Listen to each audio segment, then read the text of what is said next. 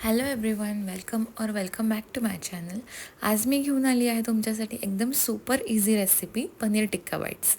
तर बघूया आपण त्याला इन्ग्रेडियंट्स काय काय लागतात. इथे मी घेतलं अर्धी वाटी दही, 1 टेबलस्पून बेसन, आलं लसूण क्रश करून घेतलं आहे, काश्मीरी रेड चिली पावडर, हल्दी पावडर, धनिया पावडर, गरम मसाला, चाट मसाला, लिंबू घेतलं आहे, मीठ, तेल.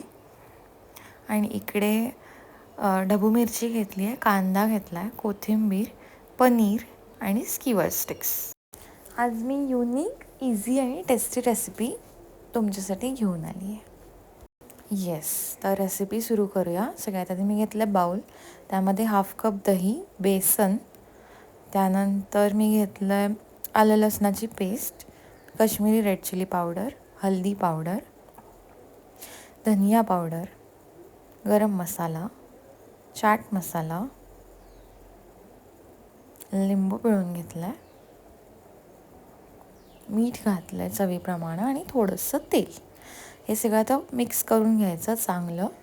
एक स्मूथ मॅरिनेड तयार करून घ्यायचं. आता या मॅरिनेडमध्ये पनीरचे क्यूब्स घालायचे, कॅप्सिकम आणि ऑनियन ॲड करून सगळं नीट मिक्स करायचं आणि 20 ते 30 मिनिटं ठेवून द्यायचं. पनीर आणि व्हेजीजना मस्त कोट करून घ्यायचं आणि हलक्या हाताने कोट करायचं, नाहीतर पनीर क्यूब्स तुटतात. सो एकदम जेंटली असं कोट करायचं आणि ते 20 मिनिटं झाकून ठेवून द्यायचं. आता हे आपलं मॅरिनेड रेस्ट करतं आहे, तोवर आपण मिंट चटणी बनवून घेऊया. त्यासाठी कोरिअँडर, मिंट, लसणाच्या 2 पाकळ्या, मिरची, आलं घालायचं थोडंसं, दही घालायचं आहे, थोडंसं लिंबूचा रस पिळायचा, साखर टाकायची, जिरे घालायचे, मीठ घालायचं चवीप्रमाणे आणि थोडंसं पाणी घालून हे सगळं ब्लेंड करायचं. जर तुम्हाला आवडत असेल तर थोडासा चाट मसाला पण ॲड केला तरी चांगली टेस्ट येते. येस, हे पूर्ण नीट ब्लेंड करून घ्यायचं. हे बघा, हे असं टेक्स्चर यायला पाहिजे.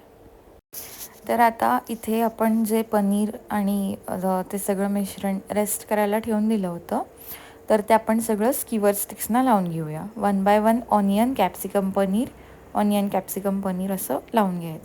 मी मगाशी सांगायचं एक विसरून गेले की पनीर जे असतं आपलं 10 मिनिट्स तुम्ही गरम पाण्यामध्ये थोडंसं रेस्ट करायचं, म्हणजे ते सुपर सॉफ्ट होतं. आणि हे असे स्टिक्स रेडी करून घ्यायचे. कुकिंग करताना एक ब्रश ऑइल लावून घ्यायचं पॅनला, यामुळे गोल्डन क्रस्ट तयार होतो. फ्लेम हाय नाही ठेवायची, फ्लेम मीडियम ठेवायची. हाय फ्लेम जर ठेवली तर पनीर पटकन कठीण होतं. सो आता इथे मी राहिलेल्या सगळ्या स्टिक्स रेडी करून घेते आहे. येस, तर इथे रेडी झालं आपल्या पनीर टिक्का बाईट्स. बघू शकता तुम्ही, गोल्डन क्रस्ट पण आला आहे त्याला. And yes, serve it with chilled mint chutney. थंड मिंट चटणीसोबत हे कॉम्बिनेशन खूपच मस्त लागतं. आता मी तुम्हाला काही प्रो टिप्स सांगते. पनीर हाफ सॉफ्ट असलं की चव चांगली लागते. व्हेजीज ओव्हरकुक नाही करायच्या.